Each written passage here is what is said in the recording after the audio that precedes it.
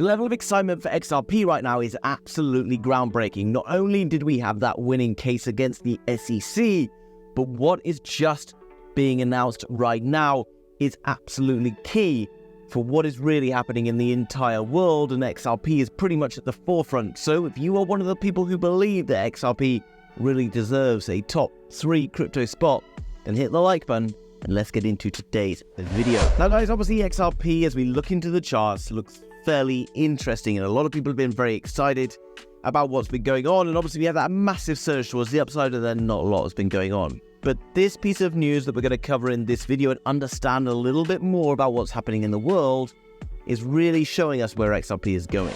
Now, don't worry, we are going to get to some price predictions and stuff later on, but it's important that you understand this macroeconomic story. What is really happening in the world, in the wider world right now? Well, this is a map of the world's manufacturing output. And you're like, why are we talking about this? Stick with me.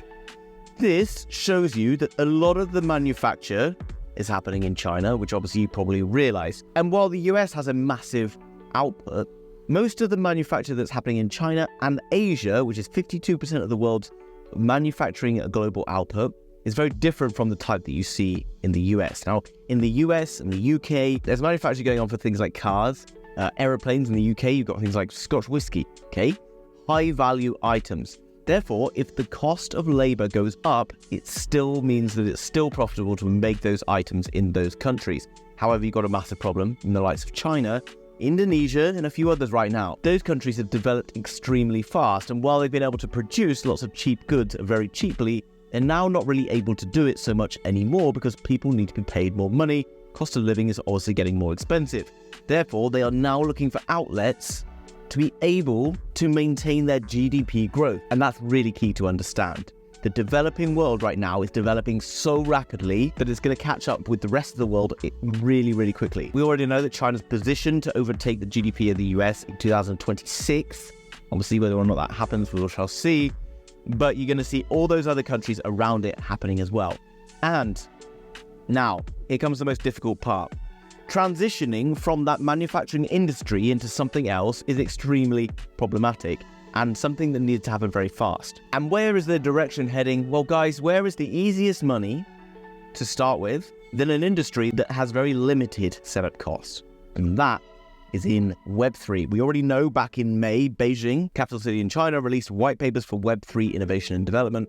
They've already directed billions of dollars into that innovation. While at the moment, China still does have a ban on crypto, part of China in Hong Kong does now open up to crypto exchanges and trading. And the next one we're looking at is Indonesia. Okay, Indonesia, where I currently am, as you can see, is developing extraordinarily fast as well. And they are starting to direct a lot of energy towards cryptocurrency. Indonesia to launch crypto exchange in July, according to a recent report. The government of Indonesia is moving forward with its plans to launch a national cryptocurrency exchange and expects to debut the platform in coming weeks. Indonesia's Commodity Futures Trading Supervisory Agency, also known as Bapepti, plans to launch the national crypto exchange in July 2023, local news agencies report.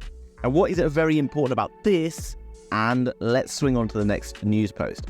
Indonesia fuels crypto markets, legalizing Ripple's XRP and 500 more cryptocurrencies. Now, as we jump back to this map, you can see Indonesia up here in the manufacturing part looks relatively small, $207 billion. But then we want to look down through this list and look at other countries around in this area that have already started to look at XRP. Hong Kong, obviously looking across from China. You've got India, who have moved towards things like Algorand, but also XRP, etc. I do think that it's worth paying attention to what is happening in the world and the shift that's going into these newer kind of economies, okay? The developing economies, because that is the future we're going to see in the next 10 years. This map is changing so drastically each year, and you can check out maps from different years and then see how this is really shifting around. I was watching a video on Jason Pizzino's channel, who talks about Bitcoin, really good stuff, okay, worth a look. Talks really good game on the macro side of things, and he's also recognized that here there is so much building going on everywhere you look. Across China, where I was living before, tons and tons of building sites everywhere.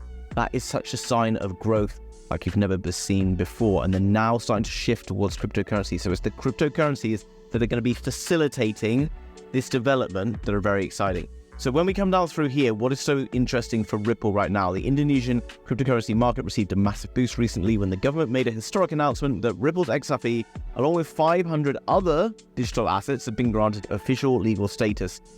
This is a significant step that gives XRP and several other tokens recognized securities by the US Securities and Exchange Commission. And here you can see a few of the other ones. Down in this post here, we got Bitcoin, Ethereum, Litecoin, Solana, ADA, .sand, Uniswap, etc. And I'm just using Indonesia as an example. You're going to see this happening in so many other places, and that is so big for what is really going on with XRP. And as we look across at the XRP chart, you're thinking, well, I missed out on that massive pump because I wasn't in the game, or I was worried about what was going on. Guys, I told you in a video that I made on XRP that I wasn't really interested in holding in this zone. And I get it. All these guys in the comments like, oh, you obviously didn't know anything about XRP because of this case. Fine, whatever. Don't really care. It's mitigated my downside risk. Actually, I opened positions once we had this breakout here, and I got in on a fairly quick trade towards the upside, and I exited it, okay? If I'm looking to buy on spot right now, am I going to be buying right this second? Well, let's identify a buy zone, shall we? What we want to do is, once we have big pumps, is look for pullbacks. Now, obviously, guys, this was off the back of some news. You need to understand that we are likely to perhaps not see a significant pullback from here. But you can see that we are getting a nice pullback right now. And we have, from this top, seen a pullback down around 10%. Now, how do I identify a potential buy zone for XRP? Well, we have something very interesting that happened here. Now, I want you to pay attention that we did have a pump that came in this phase. So you would identify that there is probably multiple buy zone areas here. But this shows that after this dip down, we had a significant push. So what are we thinking of in terms of buy zones right now is that this here is clearly some form of a buy zone. But you can see that we have dipped underneath. Now, I think it obviously depends really what's happening on Bitcoin, but this for me is probably our most significant buy zone area for XRP. If XRP is coming back down into this zone at any point in the next few weeks, which from current prices, you're looking at around 6%, then I'm looking to get involved, right? Why do I want to wait? Well, guys, because you can buy on these big pushes, but look, loads of people would have bought up here, okay? From there, they're then going to sit currently, 15% down. And, that's going to happen. We could potentially not breach that high for the next few weeks or months. Who even knows what's going to happen? Okay, we know at some point it's going to be worth much more. But if we're going to be patient, we can just wait for pullbacks. At some point, I know a load of people would have FOMO'd in here. Maybe you got lucky FOMOing it down here. Fair enough. But most people would have been FOMOing it up here, and that's where you get right. So we need to wait for the pullback. If we get a pullback into this zone, then we got a good opportunity to buying XRP 70 cents. Yeah, lots of people got to buy in down here, and I'm sure lots of people got to buy in before. Absolutely fine, is what it is, okay? But what we're seeing, if we zoom out further on the XRP chart, is something significant. If you compare XRP with every other, top cryptocurrency, it's very important to note. This was the first bull market that XRP saw back in 2017. The next bull market in 21, the high was actually down 40% from that. So what we're seeing is something really ridiculous, okay? If you look, however, in contrast at, let's say, Ethereum, then you'll see the complete opposite, right? From the first bull market back in 2017 or 2018, Ethereum was up 248%. And then you would exponentially expect it to go up, again towards sort of $8,000 or so. So from this first point, up towards $8,000, speculation, of course, you're looking at 491%. Let's go back and look at XRP and think about it in a very different manner from where it is right now. Because XRP was stuck down in this zone, it never really got to break beyond this previous all-time high. So if it was ever able to do something like what Ethereum did, from that previous 2017 bull run till the speculative next bull run at $8,000, then you're looking at a 4.5x. For XRP, you're looking up towards around $15, maybe at most $20. Currently, sat at around 70 cents. If you're looking up to around $15, then you're looking at 17x. Up to around $20, 23x. That's very exciting, given where we are in the market right now. As we look at this path to altcoin season, we can see what's really been happening. I've been talking about that in videos I've been making recently, so make sure you're subscribed if you want to know why we've been following this pattern and how we've managed to predict exactly that the XLM is going to break out, the the Link was going to break out, the Cardano was going to break out, and they've all been absolutely pumping. We even talked about Polkadot yesterday, which I think is about to break out, having a little sort of quiet day today. I think we're getting ready to move. You can identify that XRP, being a large cap crypto, is sat and is starting to move early. I think XRP is going to be one of the early breadwinners in this market. Now, you know, I know there's lots of XRP maxes out there who will just hold until probably they die and never actually spend any of those winnings. Fine, that's you. But personally, I want to make money. Okay, so what I will be doing is putting my money in now, is making my money early in the likes of XRP and XLM right now, and then pulling that money out and starting to move it into smaller cap coins. And people are like, what smaller caps do you mean? I'll give you some examples. I'm not saying that you should be buying these coins, but these are coins that I think will have good pumps later down the line. Talking of the likes of ALTCOIN, which I've talked about on this channel before, you can see he's already had a good start to the year on a monthly chart. It's kind of like the Gala Gaming version on TV. Very exciting, very cool project. Also getting into kind of gaming space. I think it's going to be Entertainment 5, do really well for sure. The next one, which I've also talked about on this channel, Tenet.